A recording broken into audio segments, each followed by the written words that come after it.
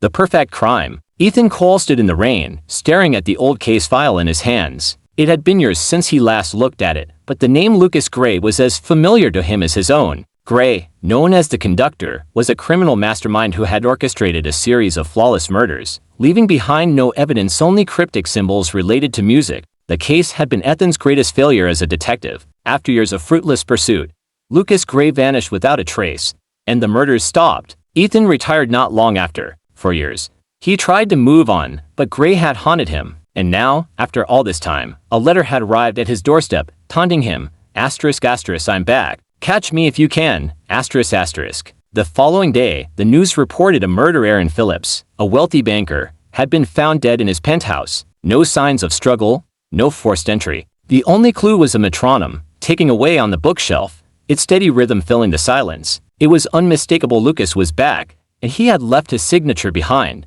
though officially retired.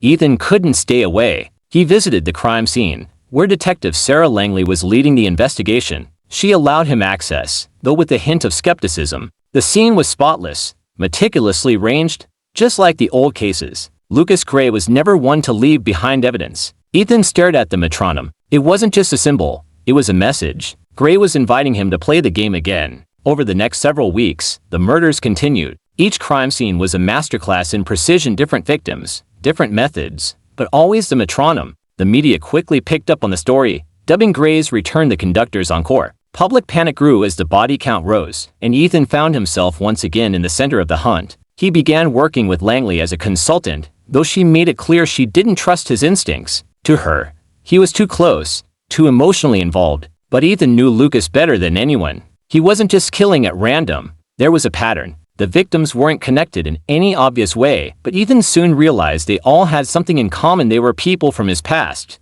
former colleagues, acquaintances, even an old professor. Lucas wasn't just killing for the sake of it. He was eliminating pieces of Ethan's life, one by one, as if erasing his history. The letters continued to arrive. Each one was brief, taunting, and always signed with the same mocking phrase, ***, catch me if you can. ***. Every letter pointed Ethan to the next victim, and every death felt more personal. Lucas was toying with him, pushing him closer to the edge. Ethan's obsession grew. He spent sleepless nights in his home office, piecing together clues, trying to anticipate Lucas's next move. He studied the metronomes, the victims, the crime scenes, searching for the key to unlocking Gray's endgame. But Lucas was always one step ahead, always controlling the narrative. One night, Ethan received another letter, but this time it wasn't a taunt. It was an address. He knew what it meant. Lucas wanted him to come. Alone. The address led him to an abandoned concert hall on the outskirts of the city.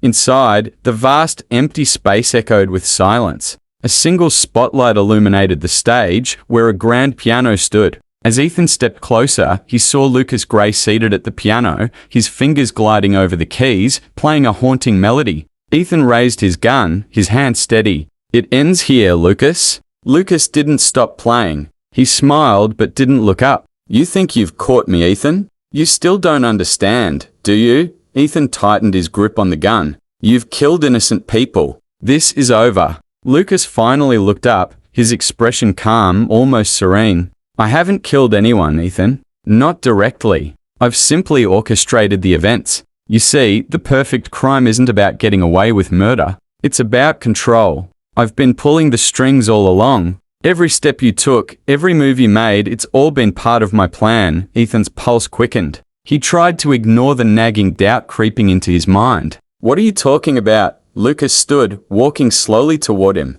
"You've been chasing ghosts, Ethan. Every victim I chose was carefully selected to bring you here to this moment. I didn't need to kill them myself. I just needed to manipulate the right people in the right places at the right time. I orchestrated everything. And now, you're here, exactly where I wanted you." Ethan's heart raced. He thought back to the victims, the patterns, the connections to his own life. Lucas had been playing him all along. Every move he made, every decision, had led him here. "The only perfect crime," Lucas whispered, "is the one where the detective destroys himself." Ethan froze. He had been so consumed by the chase, so desperate to catch Lucas, that he hadn't seen the bigger picture. This wasn't just about murder. It was about him. Lucas had used him, manipulated him, turned him into a pawn in his own twisted game. Lucas stepped back, his smile widening. And now, Ethan, you've lost. The sound of police sirens filled the air outside the concert hall, but Ethan barely heard them. He stood there, gun in hand, realizing that Lucas Gray had orchestrated the perfect crime not by killing, but by controlling the story, by making Ethan the final piece of his masterpiece.